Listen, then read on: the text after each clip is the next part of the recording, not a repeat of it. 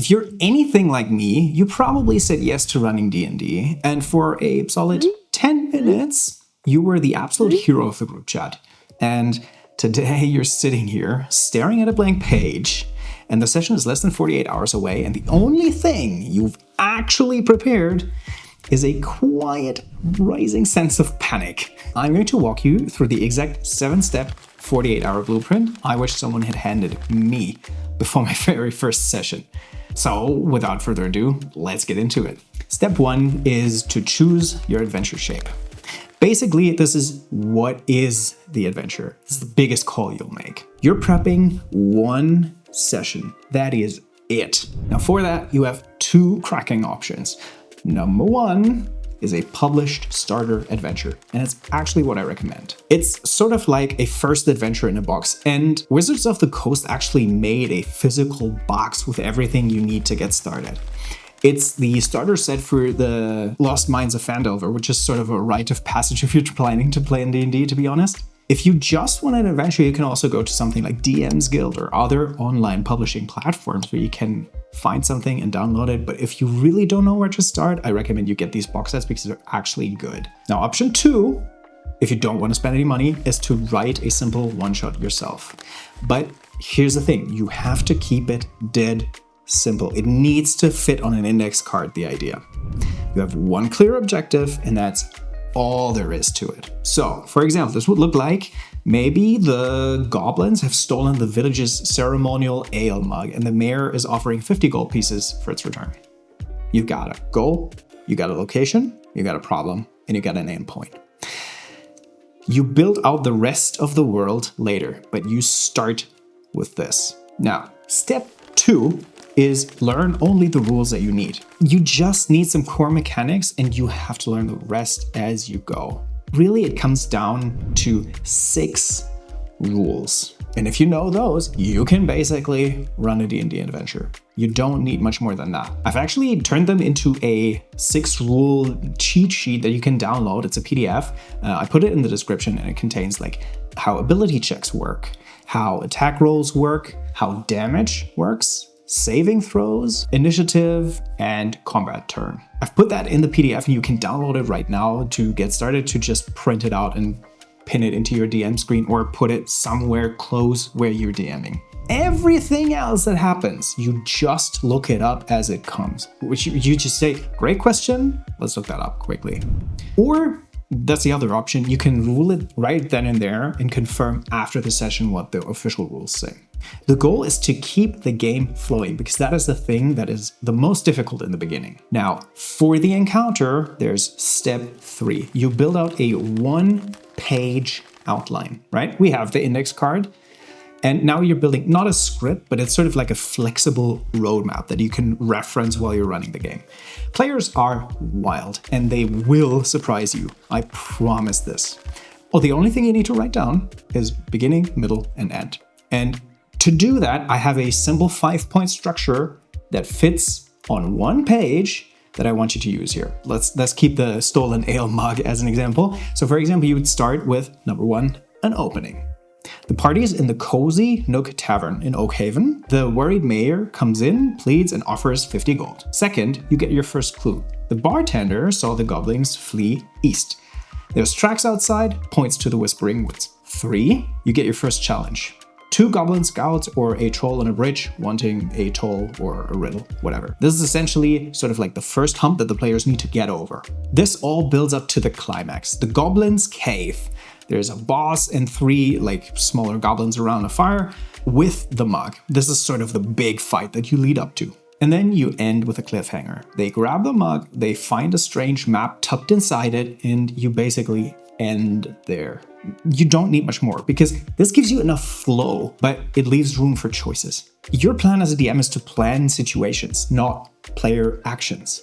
You present, they decide. Step 4 is you prep people, places. That's all there is. The players mainly meet NPCs and locations. This is why we focus on that. You give it just enough to feel real in the moment. Essentially enough to commit it to memory so you can narrate out what you're seeing in your mind's eye. Each NPC needs 4 things. right? They need a name, for example, Mayor Eldrin Swift or Bartender Griselda. They need a role. Mayor gives quests, bartender gives the first clue, and you need what the character wants. So for the mayor, they want to save their face. Griselda wants to shut up shop and go home. Then I recommend you do one quirk. So for example, the mayor could wring his hands and talk super fast, and Griselda has like a booming voice and calls everyone dearie. That way you get characters that feel alive and memorable. And if you're stuck, you improvise from their motivation. And for locations, it's just a few sensory beats. For example, for the Cozy Nook Tavern, you could go with dim light, oak tables, big fire, ale and wood smoke, talking, drinking, playing cards. While for the Goblin Cave, it might be damp, thorny bushes, wet rock and cooked meat. You sneak, you fight, you find the mug. And the point is, evocative beats beat the exhaustive detail. I always think of it like this. I picture the scene in my mind and I just write down what gets me to that image most quickly. And then when I run the session, I narrate everything out that I have in my mind's image. I try to bring up the location and what it looks like, and then I narrate out. Step 5 is you prep your encounter. The first fight teaches the basics. Don't underestimate this. You don't want to crush them. You just want to make them feel like heroes and teach the basics of combat. Pick a simple, low-level monster, like goblins, wolves, and not a dragon. I've tried it, doesn't work so well. You grab the stat block, the AC, the HP, the attacks, and most importantly, you give the monsters a goal. For example, they could be guarding the lair. That tells you how they would act, right? For example, if you hurt their boss enough, they panic and run. This is far more dynamic than a slugfest to 0 HP. To finally bring it to life, you can sketch out a simple map, even just on scratch paper. It doesn't need to be fancy, but just to know where things are. There's some trees to hide behind, maybe a rock for cover, to make it a little bit more interesting. A little terrain beats an empty field because the players can interact with it and kind of try and get an advantage on it. So you need stats, an initiative tracker, and a map ready. With this, you'll feel organized and in control. Now, step 6 is to assemble your DM toolkit. Your core prep of the adventure is done. Now you build a safety net around it, because the players will go off script. And that's good. Your job is to be ready to improvise. It's not to be prepared for everything. So some index card cheat sheets that you should have on hand, for me, are always random names. Keep 5 to 10 because the players are inevitably gonna talk to that stray kid on the side of the road and try to, get information from them. You also want to have some generic quirks like always suspicious, cheerful, speaks in riddles, something like that, to make the characters feel a little bit more alive. And then the rules cheat sheet. Obviously the 6 core rules, keep it visible. It's going to be so handy. And your monster stat box. You're planned out once, plus maybe a backup wolf or bandit if you need it. This is just a fallback for the unexpected. It lets you relax at the table because you know you have stuff to pull out at a moment's notice. So now, stat 7, the pre-game prep talk. When you sit down at the table, notes ready, I want you to take 5 minutes extra.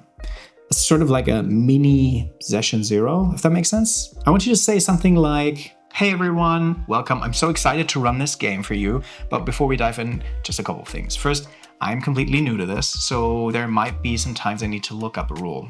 Just let me be patient and let's have fun with it. The goal here is to tell a story together, not to beat the game. I'm on your side and I want you to succeed. My job is to make the world interesting, and your job is to be the heroes."